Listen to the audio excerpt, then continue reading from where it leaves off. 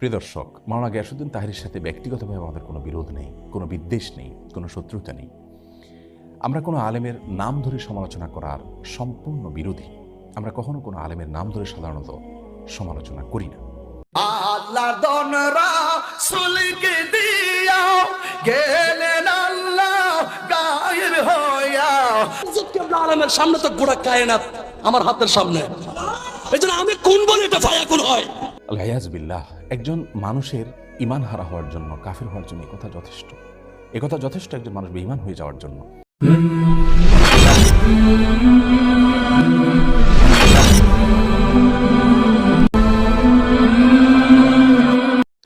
আসসালামু আলাইকুম ওয়া রাহমাতুল্লাহি ওয়া বারাকাতুহু। সম্মানিত দর্শক, বর্তমান সময়ের প্রেক্ষাপটে শাইখ আহমদুল্লাহ এবং তাহেরীকে নিয়ে যে বর্তমান সোশ্যাল মিডিয়ার ভিতরে যে পরিমাণ ভিডিও দেখা যাচ্ছে, এর ভিতরে আপনারা সবাই দৃষ্টিকটুভাবে দেখেছেন যে তাহেরী আলেম হয়ে কিভাবে আরেকজন আলেমের এইভাবে বদনাম করতে পারে, সেটাও আবার আমাদের দেশের ভিতরে সুনামধন্য একজন আলেমে দ্বীন শাইখ আহমদুল্লাহ। তার ব্যাপারে যে মন্তব্যগুলো করেছেন আপনারা সবাই অবগত আছেন। আরেকটা বিষয় হচ্ছে যে তাহেরীর আর কিছু বিষয় নিয়ে আমি বেশি কোনো আলোচনা করব না। আমাদের শাইখ আহমদুল্লাহ সাহেব কিছু কথাবার্তা বলেছেন, আসুন আমরা সেই কথাগুলো মনোযোগ দিয়ে শুনি, তারপরে না হয় কিছু কথাবার্তা বলব।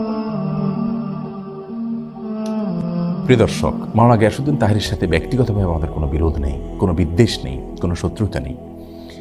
আমরা কোনো আলেমের নাম ধরে সমালোচনা করার সম্পূর্ণ বিরোধী। আমরা কখনো কোনো আলেমের নাম ধরে সাধারণত সমালোচনা করি না। বিশেষ করে কোনো আলেম যদি এমন কোনো মত পোষণ করেন যে মতের সাথে আমি একমত নই, কিন্তু তার মতের সপক্ষে কোরআন হাদিসের কোনো দলিল তিনি এমনভাবে পেশ করেন যে কোরআন হাদিসের আলোকে তিনি সে মতটি পোষণ করেছেন, এটি তার একটা বুঝ, তার একটি গবেষণা এমনটি হতে পারে, তাহলে সেক্ষেত্রে তার বিরুদ্ধে বিষোদ্গার করাকে আমরা সঠিক কাজ মনে করি না। কিন্তু গানে গানে এখানে মাওলানা গিয়াসউদ্দিন তাহেরী সাহেব যে কথাগুলো বললেন, আল্লাহ দন রাসূলকে দিয়া গেলেন আল্লাহ গায়েব হইয়া। আল্লাহর দন রাসূলকে দিয়া গেলেন আল্লাহ গায়েব হইয়া। রাসূলের ধন খাজা পাইয়া, রাসূলের ধন খাজা পাইয়া শুইয়া আছে আজ মেরে কেউ ফিরে না খালি হাতে খাজা তোমার। গানে গানে এখানে তিনি যে কথাগুলো বলেছেন, এ কথাগুলো যদি একজন ইমানদার মানুষ বলেন, বিশ্বাস করেন, তাহলে তিনি সঙ্গে সঙ্গে বেঈমান হয়ে যাবেন, সঙ্গে সঙ্গে তিনি ইসলাম থেকে খারিজ হয়ে যাবেন।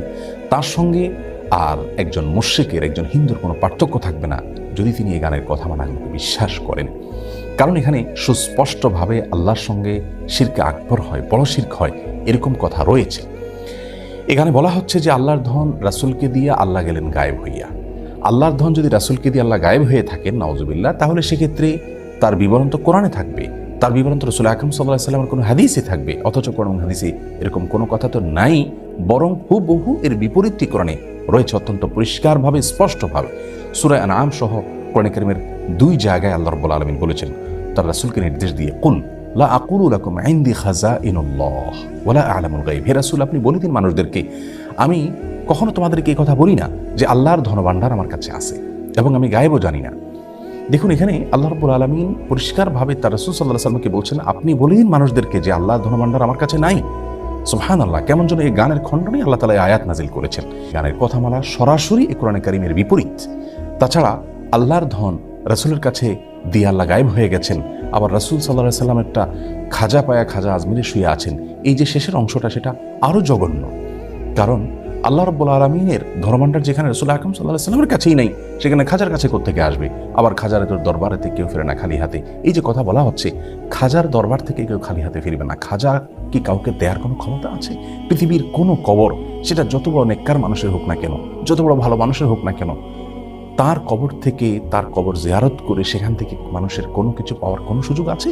কোরআন হাদিস বলে, ইসলাম বলে, সেখান থেকে মানুষের পাওয়ার কিচ্ছু নেই। রাসূল আকরাম সাল্লাল্লাহু আলাইহি ওয়াসাল্লাম তার এক সাহাবীকে বলেছেন, ওয়াইজা সাআলতা ফাসআলিল্লাহ ওয়াইজা ইসতাআনতা ফাসতাইন বিল্লাহ। কিছু চাইতে হলে আল্লাহর কাছে চাইবে, কোনো সাহায্য চাইতে হলে আল্লাহর কাছে চাইবে। কোনো কবর, কোনো মাজার, এখানে কি কোনো কিছু চাওয়া যাবে না? প্রতিদিন আমরা সালাতের প্রত্যেক রাকাতে সূরা ফাতিহা তেলাওয়াত করে থাকি, সেখানে আল্লাহ রাব্বুল আলামিন শিক্ষা দিয়েছেন বলার জন্য, ইয়াকা না'বুদু ওয়া ইয়াকা নাস্তাইন, হে আল্লাহ আমরা আপনারই শুধু ইবাদত করি এবং আপনার কাছেই শুধু সাহায্য চাই।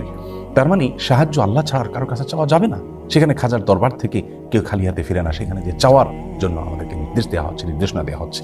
গানের এই কথামালা এগুলো গিয়াসউদ্দিন তাহির সাহেব আবৃত্তি করেছেন। সেখানে আল্লাহ রাব্বুল আলামিনকে একরকম নিষ্ক্রিয় প্রমাণ করা হলো যে আল্লাহ গায়েব হয়ে গেছেন রাসূলের কাছে দায়িত্ব দিয়ে, তার কাছে ধনভাণ্ডার দিয়ে। অথচ আমরা জানি আয়াতুল কুরসিতে আল্লাহ রাব্বুল আলামিন বলেছেন যে আল্লাহু লা ইলাহা ইল্লা হুয়াল হাইয়ুল কাইয়্যুম লা তাখুযুহু সিনাতুন ওয়া লা নাওম। আল্লাহ তাআলা চিরঞ্জীব, আল্লাহ তাআলা চিরঞ্জীব এবং তার কখনো তন্দ্রা আসে না।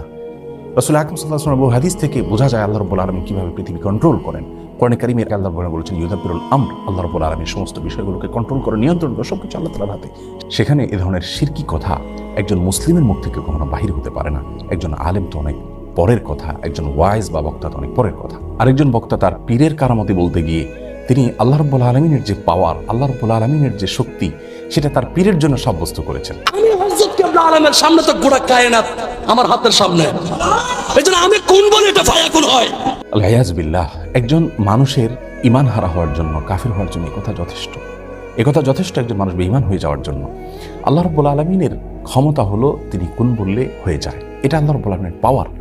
কোরআনে কারীমের 8 জায়গায় আল্লাহ রাব্বুল আলামিন এই কথা বলেছেন বিভিন্নভাবে। সূরা ইয়াসিন আল্লাহ রাব্বুল আলামিন বলেছেন ইন্নামা আমরুহু ইযা আরাদা শাইআন আন ইয়াকুলা লাহু কুন ফায়াকুন। আল্লাহ রাব্বুল আলামিন কোনো কিছু চাইলে কোন বলেন, এরপর জিনিস অটোমেটিক হয়ে যায়। সূরা বাকারা 117 নম্বর আয়াতে আল্লাহ বলেছেন বাদিউস সামাওয়াতি ওয়াল আরদ ওয়া ইযা কাদা আমরান ফাইন্নামা ইয়াকুলু লাহু কুন ফায়াকুন। আল্লাহ রাব্বুল আলামিন আসমান এবং জমিনের নবমণ্ডল এবং ভূমণ্ডলের সৃষ্টিকর্তা। তিনি কোনো কিছু ফায়সালা করলে, কোনো কিছু সৃষ্টি করতে চাইলে তিনি কোন বলেন, এরপরে সেটা হয়ে যায়। এরকম 8 জায়গায় আল্লাহ রাব্বুল আলামিন বলেছেন একই কথা।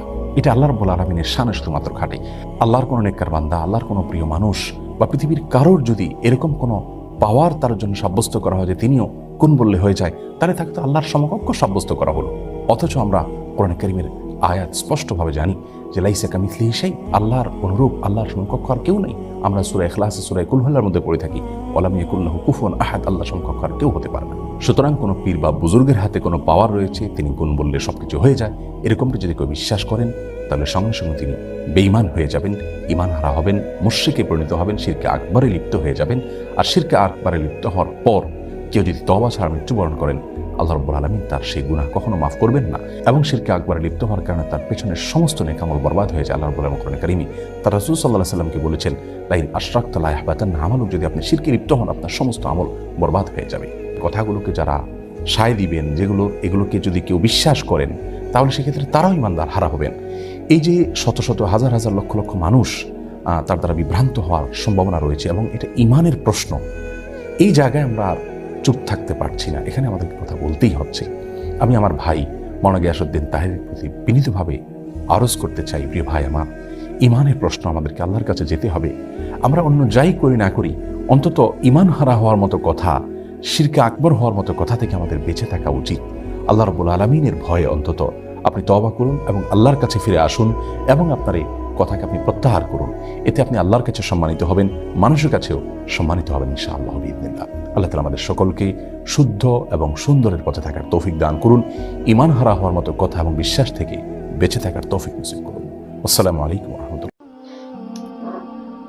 আসসালামু আলাইকুম ওয়া রাহমাতুল্লাহ। সম্মানিত দর্শক, আপনারা সবাই ভিডিওটা দেখলেন। বর্তমান সময়ে দাজ্জালি ফিতনা যে পরিমাণ হয়েছে, এই সময়ে শিরকের মতো গুনাহ থেকে বাঁচা অনেক কষ্টকর। তারপরও আমাদের মুমিন মুসলমান আমাদের ঈমানকে হেফাজত করার জন্য, আমাদের ঈমানকে বাঁচানোর জন্য আমাদেরকে এই সমস্ত শিরক থেকে বেঁচে থাকতে হবে। না হলে কোন সময় কোন বড় শিরকটা আপনার আমার দ্বারা হয়ে যায় আর কোন শিরকের কারণে আমরা ঈমান হারা হয়ে যাই আমরা নিজেরও জানি। আল্লাহ রাসূল সাল্লাল্লাহু আলাইহি ওয়াসাল্লাম বলেছেন, শেষ জামানায় মানুষের ঈমান টিকায় রাখা এতটা কঠিন হবে যতটা কঠিন হবে হাতের তালুর ভিতরে জ্বলন্ত কয়লা রাখা। একবার কি চিন্তা করেছেন, আপনি আমি আমাদের ঈমানটাকে নিয়ে এত পরিমাণ অবহেলা করি, মনে হয় এই ঈমানটা একটা মামার বাড়ির আবদার। যেভাবে মন চায় আমরা সেভাবে এটাকে বিস্তার এবং ছয়লাভ এবং প্রচার করছি। আল্লাহ সুবহানাহু ওয়া তাআলা আমাদের এই সমস্ত ফিতনা থেকে হেফাজত করুন আর এরকম আলেমদেরকে আল্লাহ তাআলা সহিহ বুঝ দান করেন, কারণ তারা জামানার ভিতরে বড় ধরনের একটা দাজ্জালি ফিতনার মতো ছয়লাভ হয়ে আছে।